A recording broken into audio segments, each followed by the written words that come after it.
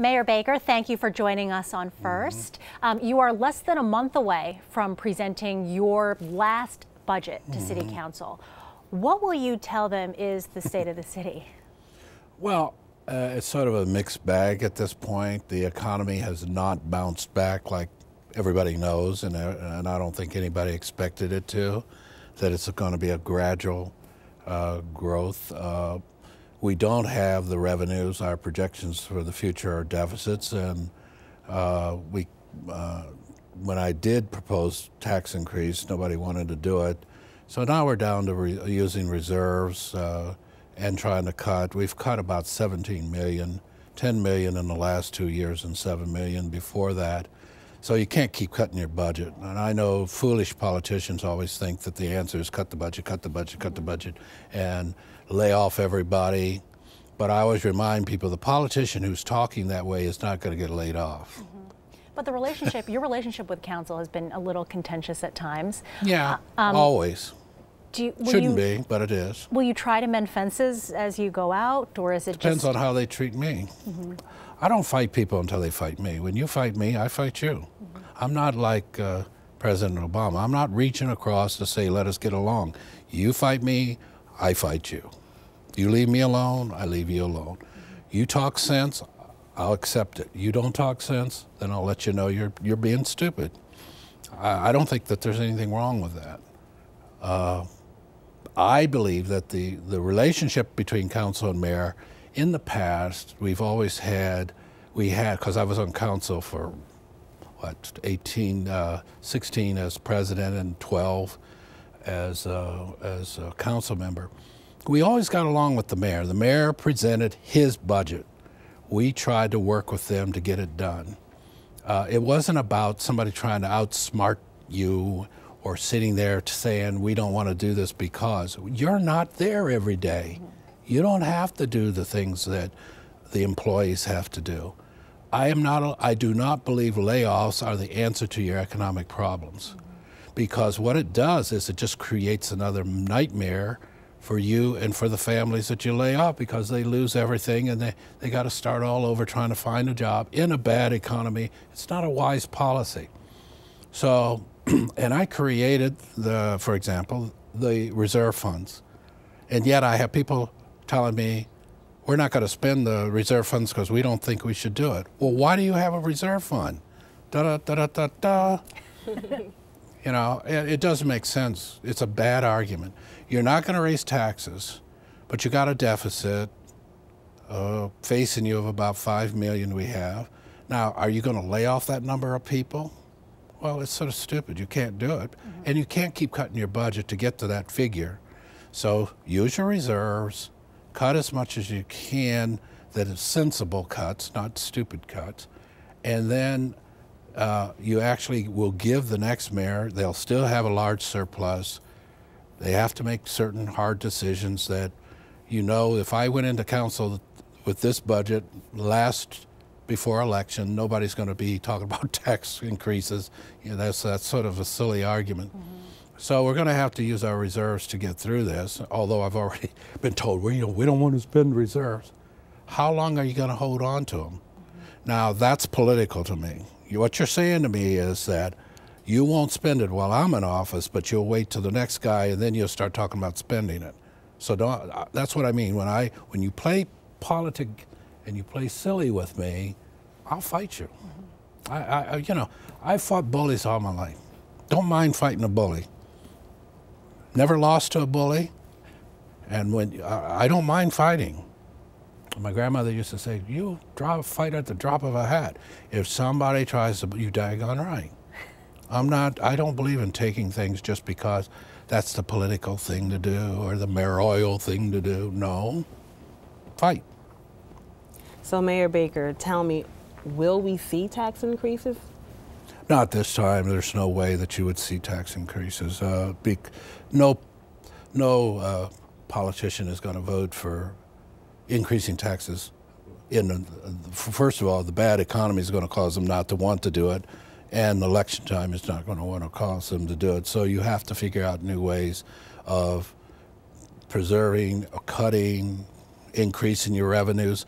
The city needs an increase in revenues. And like, for example, let me just talk about several things. Back in 1978, when Mayor McLaughlin was mayor, because of desegregation, the city was told you had to reduce the wage tax. Wage tax was reduced by 1/4%. That 1/4% represents about $8 to $10 million to the city.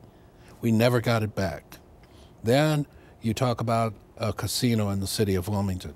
No, you can't have that. That would have been around $10 million plus dollars, plus the spin-off effect of jobs and businesses. And here you already hear Pennsylvania's going to add more casinos, Maryland's going to add more casinos, and we're sitting here, oh, Wilmington can't have one because we don't want to compete. So anyways, that's about $10 million. Then we heard complaints about don't build a hotel. Well, they need a hotel to make that work down there. It's a silly argument to say, oh, well, the hotel. Good jobs for people, a lot of construction work, millions of dollars in our economy. If we participated with our money, we would get our money back guaranteed within 5 years at least, but actually we would probably get our money back within about 3 years from payments. We would get it back from taxes and other things. So people who say a lot of things don't know what they're talking about. Jobs, and I hear all these silly politicians, we need jobs, we need jobs. Build the hotel, put some money. Oh, no, you can't do that. That's outrageous. Da-da-da-da-da-da. Again, stupidity is not good. Mayor Baker, you seem like you hate the idea of politics, yet you're a politician. Yeah. So how do you reconcile that? Well, because I reconcile it by being crazy, I think. Crazy in what way? Well, in the sense that you can't expect a person who got elected on their own right just to sit there and agree with everything you say. I don't expect that. But there are common good issues, the common good, and yet today you don't even see that. You don't see it in Washington, D.C. with all of the rancor that's going on there. Then when you hear the stupid comments from Gingrich about it's anti-American to have an energy car, what in the world are you talking about, dummy? Then you talk about Santorum and his comments. Where are these people coming from? So that's what irritates me, is that we will put up with idiots, we will put up with demagogues, we will put up with people who don't make sense or don't think through things and don't understand that our job is to try to make the best for everybody. And you can't do it like everybody. I go in a certain area and people, first of all, Mayor, I need a job. Well, we can't do anything about that. We don't do jobs. We help businesses who produce the jobs. Government doesn't do that. We're not a full service government like New York City or Philadelphia or others. We don't have prisons, we don't have schools, we don't have social services. We provide basic services as a city, so we're a limited government. And we have limitations by law as to what we can or cannot do. And a lot of people don't understand that because they don't understand the government in which they live. We always hear the people, the people, the people. Well, the people forget that you selected a republic as your form of government. You elect people to make decisions. Well, let them make decisions. Then we get into the philosophy arguments. Then we get into the political. I want to make you look bad. I want to make... What about the job that we're here for? That's why I say, you really hope that one day people will wake up and act normal about a problem or about a situation, as opposed to always playing the meism game? Well, people did speak with the whole parking ticket issue.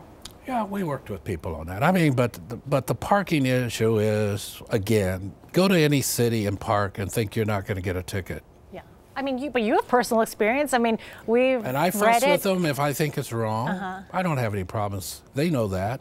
But you don't think the city over tickets or there's I pay my tickets if I think, you know, hey, I never argue with a PREO about giving me a ticket. You gave it. You think you're right.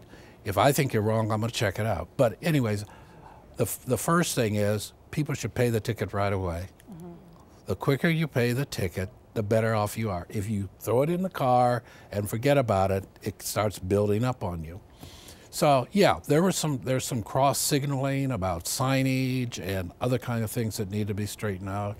And I think we tried to do that by working with the group that was having problems with certain things about parking. But who wants a ticket? Who likes getting a ticket? I don't know of anybody that just, oh, geez, I got a ticket. That's just grand. Let me give more money to the city. But I think in the long run we'll have a better system. I want to go to credit cards. We got some in the city. We got several in the city, mostly along the waterfront, I think. But I would want to go to credit cards because I think that would add to the people's ability to put in enough time that they can go do what they have to do and get back, and they're paying out of the credit card, so it would be better.